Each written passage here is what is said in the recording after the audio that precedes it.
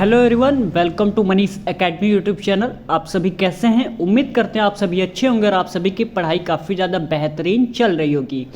हम पढ़ रहे थे सिंथेसिस ऑफ सेंटेंस, जिसमें कुछ बाकी रह गए थे। आपके जो रूल है, क्वेश्चन है, उसको आज की इस क्लास में हम कंप्लीट करेंगे। ये आपके एग्ज़ाम में 2 नंबर का आने वाला है, तो आप सभी ध्यान रखिएगा। क्लास 12, ठीक है, एग्ज़ाम में 2 नंबर का आएगा, तो आप सभी इस बात को ध्यान रखिएगा। हमने पिछले क्लास में पढ़ा था कि सबऑर्डिनेटिंग क्लॉज क्या होता है, ठीक है, डिपेंडिंग क्लॉज और आपका कोऑर्डिनेटिंग क्लॉज, ये सारे चीज़ें हमने अगले क्लास में पढ़ा था। यदि आप इस वीडियो को पहली बार देख रहे हैं तो इसके पहले 2 क्लासेस अपलोड किया जा चुका है, जिसमें आपको बेसिक चीज़ें बताई गई थी कि स्ट्रक्चर और क्लॉज के आधार पे कितने प्रकार के सेंटेंसेस होते हैं, या मीनिंग के आधार पे कितने प्रकार के सेंटेंसेस होते हैं, या सिंथेसिस ऑफ सेंटेंसेस का मतलब क्या होता है। इन सारी चीज़ों के बारे में बात किया गया है। सिंपल सेंटेंस, क्लॉज, जिसमें हम सब्जेक्ट प्लस वर्ब को देखते हैं, उनके पेयर को हम देखते हैं, है ना, कि कितने पेयर बन रहे हैं। जिस वाक्य में जितने पेयर बनेंगे उतने ही क्लॉजेस होंगी। इन सारी चीज़ों के बारे में अच्छे से डिस्कस किया गया है 2 क्लासेस में, तो आप सभी उसको ज़रूर देखिएगा, तभी जाकर जो ये आपका चैप्टर है वो कंप्लीट हो पाएगा, ठीक है ना। तो चलिए आज की इस क्लास को हम स्टार्ट करते हैं। जो आपकी प्रैक्टिस क्लासेस हैं वो 15 दिसंबर से स्टार्ट हो जाएंगी और 15 फरवरी तक ये आपकी क्लासेस चलेंगी, तो जल्द ही आपको क्लासेस मिलने लगेंगे, ठीक है ना। तो चलिए क्लास को स्टार्ट करते हैं। हमने पिछले क्लास में क्लॉज को पढ़ लिया था, तो आज की इस क्लास में हम पढ़ते हैं फाइनाइट वर्ब, ठीक है ना। फाइनाइट वर्ब, ठीक है। देखिए फाइनाइट वर्ब क्या होता है, उसको लिख लेते हैं। लिखते हैं जब हम दो सिंपल सेंटेंस को कनेक्ट करेंगे, ठीक है। सिंपल सेंटेंस को क्या करेंगे, कनेक्ट करेंगे, तब 2 फाइनाइट वर्ब में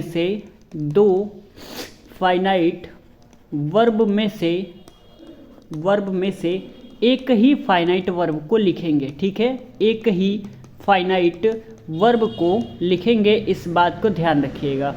फाइनाइट वर्ब को लिखेंगे, ठीक है ना। उम्मीद करते हैं आपको अच्छे से दिख रहा होगा, राइटिंग पे मत जाइए। फाइनाइट वर्ब यानी कि जब हम 2 सिंपल सेंटेंस को क्या करेंगे, कनेक्ट करेंगे आपस में, तब हम 2 फाइनाइट में से एक ही फाइनाइट वर्ब को लिखेंगे। इस बात को आप सभी ध्यान में जरूर रखिएगा, ठीक है ना। चलिए जो फाइनाइट वर्ब है ना, इसको और भी जान लेते हैं। इसमें क्या होता है, वर्ब अपने सब्जेक्ट और टेंस के अनुसार क्या होता है, इसमें चेंज हो जाता है। इसमें जो वर्ब रहता है और सब्जेक्ट, वो क्या करता है, अपने टेंस के अनुसार चेंज हो जाता है। उसे ही हम क्या करते हैं, फाइनाइट वर्ब कहते हैं, ठीक है ना। तो चलिए इसको भी लिख लेते हैं। क्या लिखेंगे, जो वर्ब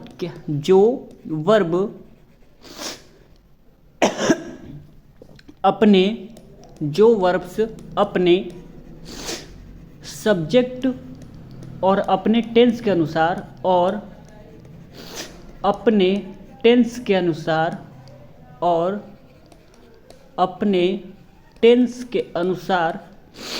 चेंज हो जाए, वो आपका क्या कहलाता है, वो आपका कहलाता है फाइनाइट वर्ब। क्या कहलाता है, फाइनाइट वर्ब कहलाता है, ठीक है ना। इतनी बात आपको समझ में आई कि नहीं। फाइनाइट वर्ब क्या होता है, इसमें जो वर्ब रहता है अपने सब्जेक्ट और अपने टेंस के अनुसार क्या होता है, चेंज हो जाता है, वही आपका फाइनाइट वर्ब कहलाता है। और फाइनाइट वर्ब में क्या करते हैं, जब हम 2 सिंपल सेंटेंस को कनेक्ट करते हैं आपस में, तो 2 फाइनाइट वर्ब में से एक ही फाइनाइट वर्ब को लिखते हैं। इन सभी बातों को आप सभी ध्यान रखिएगा। एक होता है नॉन फाइनाइट वर्ब, इस पे क्या होता है ना, सब्जेक्ट और टेंस का इस पे कोई प्रभाव नहीं पड़ता है। और नॉन फाइनाइट वर्ब जो होता है वो 3 प्रकार का होता है, जिरेंड हो गया, पार्टिसिपल हो गया और इन्फिनिटिव हो गया। इसके बारे में भी अभी हम बात करेंगे। सबसे पहले हम ना थोड़ा एग्जाम्पल देख लेते हैं, ठीक है। और इसमें हम किसकी बात ध्यान रखते हैं, किसका ध्यान रखते हैं, सेंटेंस और टेंस का ध्यान रखते हैं। ये हमने पिछली क्लास में भी आपको बता दिया था, तो चलिए इस क्लास में भी आपको अच्छे से बता दिया गया, क्योंकि उस क्लास में बताया गया था ना कि डिटेल में बताया जाएगा। तो डिटेल यही है आपका, जब हम 2 सिंपल सेंटेंस को कनेक्ट करेंगे तब 2 फाइनाइट वर्ब में से एक ही फाइनाइट वर्ब को लिखेंगे। इस बात को हमेशा ध्यान में रखिएगा, क्योंकि जब भी एग्जाम्पल करवाएंगे तो वहाँ पर ये आपको चीज़ें काम में आने वाली हैं, ठीक है ना। जो वर्ब रहेंगी अपने सब्जेक्ट और अपने टेंस के अनुसार चेंज हो जाएंगे, वही आपका फाइनाइट वर्ब कहलाता है। तो चलिए इसको क्लियर करते हैं, ठीक है ना। चलिए हम एक एग्जाम्पल लिखते हैं, एक एग्जाम्पल एग्जाम्पल में है पहला, द thief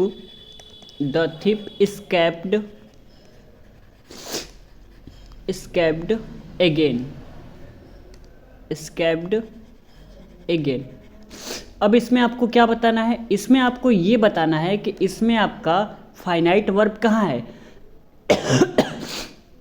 ये तो आपका क्या हो गया, सब्जेक्ट हो गया है ना, सब्जेक्ट। फाइनाइट वर्ब जो आपका है एस्केप्ड हो जाएगा, क्या हो जाएगा, फाइनाइट वर्ब आपका क्या हो जाएगा, ये आपका हो जाएगा एस्केप्ड, ठीक है। यदि हम दूसरा एग्जाम्पल लिखते हैं तो दूसरा एग्जाम्पल भी देख लीजिए।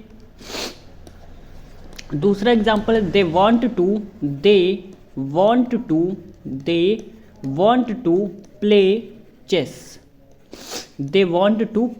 चेस। इसमें आपका फाइनाइट वर्ब कहाँ है, आपको सेंटेंस देखते ही पता हो जाना चाहिए कि फाइनाइट वर्ब है कहाँ पे। तो यहाँ पे जो फाइनाइट वर्ब है ये आपका ये हो जाएगा, ठीक है ना, फाइनाइट वर्ब। और ये जो टू प्ले है ना, ये आपका क्या है, ये आपका नॉन फाइनाइट वर्ब है। क्या है, नॉन फाइनाइट वर्ब, ठीक है। इसी तरह एक एग्जाम्पल हम बोल रहे हैं, उसको आप सभी लिखिएगा, सी वॉन्ट्स टू प्ले। क्या लिखेंगे, सी वॉन्ट्स टू प्ले। चलिए हम लिख देते हैं, क्या लिखेंगे, सी वॉन्ट्स टू प्ले। अब इसमें मैं कहता हूं कि आप फाइनाइट वर्ब ढूंढ कर बताइए, तो आप कहेंगे सर फाइनाइट वर्ब तो आपको दिख रहा है, क्या है, वॉन्ट्स, फाइनाइट वर्ब हो जाएगा, ठीक है ना। इसमें हम कहेंगे नॉन फाइनाइट बताइए, तो टू प्ले जो है वो आपका क्या हो जाएगा, नॉन फाइनाइट वर्ब हो जाएगा। इतनी क्लियर बातें हैं या नहीं। और नॉन फाइनाइट क्या होता है, इन पर सब्जेक्ट और टेंस का कोई भी प्रभाव नहीं पड़ता है, कोई भी इफेक्ट नहीं पड़ता है, वही आपका क्या कहलाता है, नॉन फाइनाइट कहलाता है, यानी ये वाला, ठीक है ना। और कितने प्रकार के होते हैं, तो 3 टाइप होते हैं, जिरेंट, पार्टिसिपल और इन्फिनेटिव। अब हम बात कर लेते हैं नॉन फाइनाइट वर्ब के बारे में, ठीक है। चलिए हेडिंग डालते हैं, non finite verb, non finite verb, इसके बारे में लिख लेते हैं।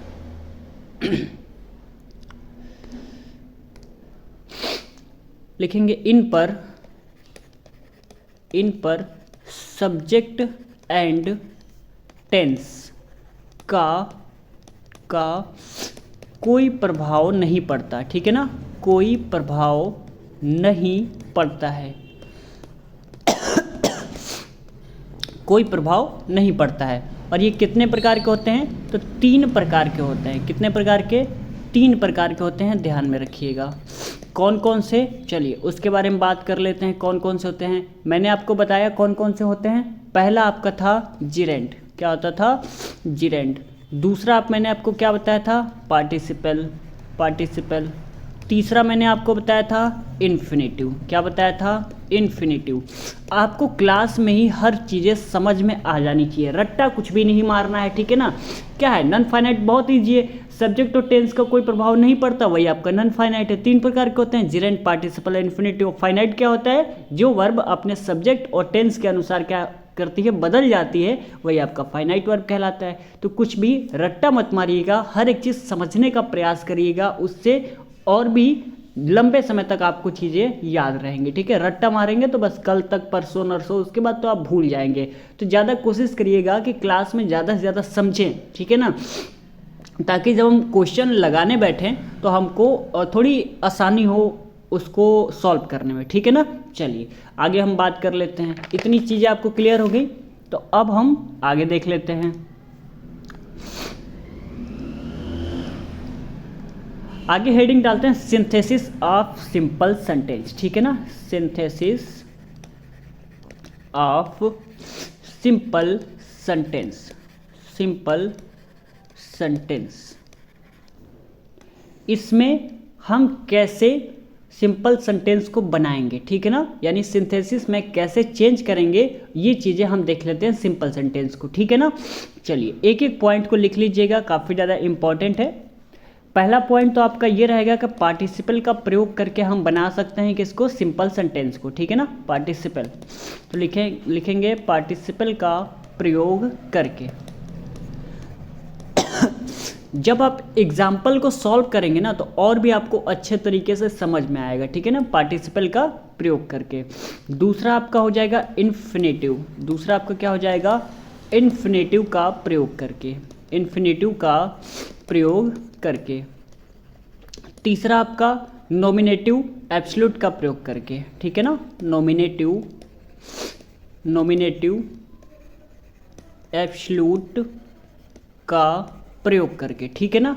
चौथा आपका हो जाएगा नाउन और जिरेंड से पूर्व, जिरेंड से पूर्व प्रेपोजिशन का प्रयोग करके, प्रेपोजिशन का प्रयोग करके। यदि आप नोट्स नहीं बना रहे हैं तो स्क्रीनशॉट जरूर ले लीजिएगा, ठीक है ना,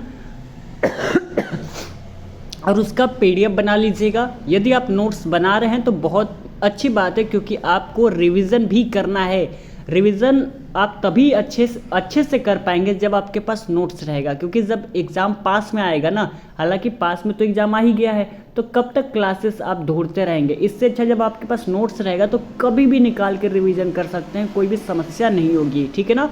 इसलिए कोशिश किया करिए कि जो भी क्लास में बताया जाता है उसको कॉपी में लिखा करिए, ठीक है ना। इतनी बातें आपने यदि लिख ली हैं तो बहुत बढ़िया बात है, और आप यदि आपने स्क्रीनशॉट लिया है तो भी ठीक ही है, कोई बात नहीं है, ठीक है ना।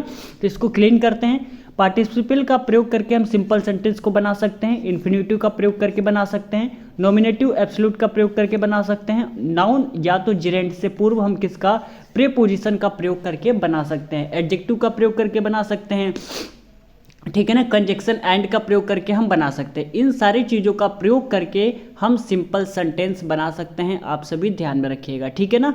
चलिए इसको क्लीन करके आगे लिख लेते हैं।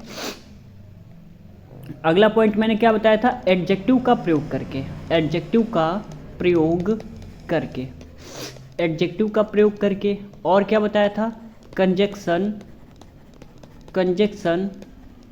एंड का प्रयोग करके, एंड का प्रयोग करके। इन सारे चीज़ों का प्रयोग करके आप सिंपल सेंटेंस बना सकते हैं। कॉपी में लिखा है तो ध्यान रखिए, फिर से रिपीट कर रहा हूँ, पार्टिसिपल का प्रयोग करके, और नाउन और जिरेंड से पूर्व प्रेपोजिशन का प्रयोग करके, उसके बाद इन्फिनेटिव का प्रयोग करके, नॉमिनेटिव एब्सोल्यूट का प्रयोग करके, कंजक्शन एंड का प्रयोग करके, और एडजेक्टिव का प्रयोग करके आप सभी बना सकते हैं। क्लियर आपका। अब हम एक एक चीज़ को बारीकी से पढ़ेंगे।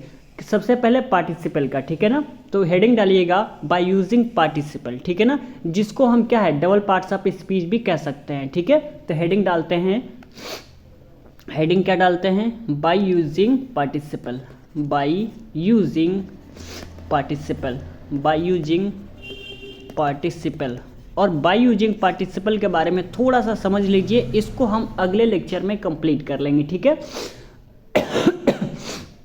इसमें क्या होता है कि ऐसा वर्ड जो एडजेक्टिव तथा वर्ब, ठीक है ना, दोनों का कार्य करता हो, वही आपका पार्टिसिपल कहलाता है। यदि आप इसका डेफिनेशन की बात करें तो आप लिख सकते हैं, ऐसा वर्ड जो एडजेक्टिव तथा वर्ब दोनों का कार्य करता है वो क्या कहलाता है, वो आपका पार्टिसिपल कहलाता है, ठीक है ना।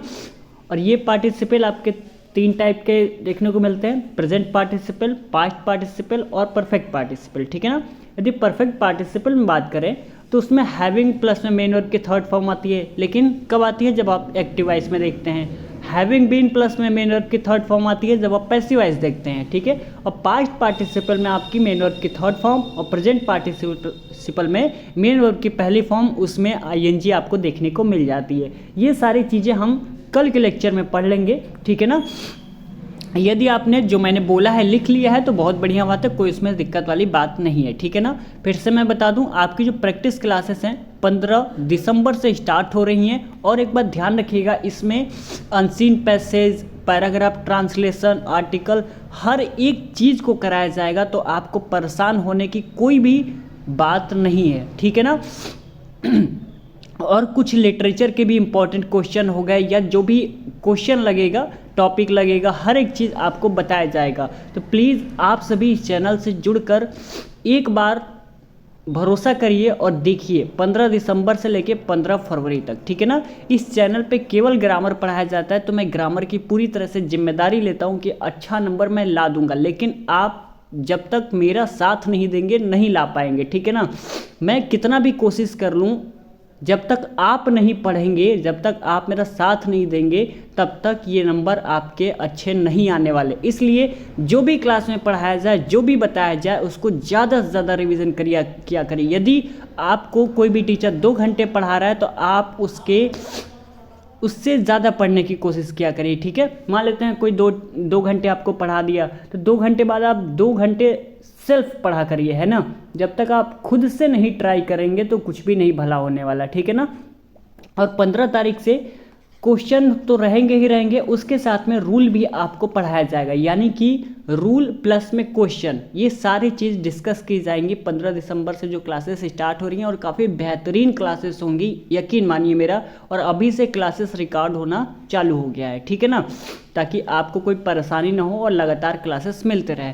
तो मिलते हैं अगले लेक्चर में, तब तक के लिए बहुत बहुत धन्यवाद।